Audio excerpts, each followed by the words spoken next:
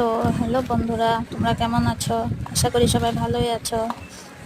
আর দেখো, এদিকে আজকে আমার ছেলের জন্য দুটো অনলাইন থেকে গিফট এসেছে। তো এটা নিয়েছে, ওর নিজের টাকা দিয়েই নিয়েছে, ইনভেস্ট করেছিল। আর অনেক দিনের ইচ্ছা ছিল এটা নেওয়ার, আজকে এসেছে, খুব খুশি। আর এদিকে দেখো মা কি করছে আমার ছোট ছেলেকে নিয়ে। ভাবছি কি করছে আমার সাথে থামিয়ে, দেখো কিভাবে দেখছে।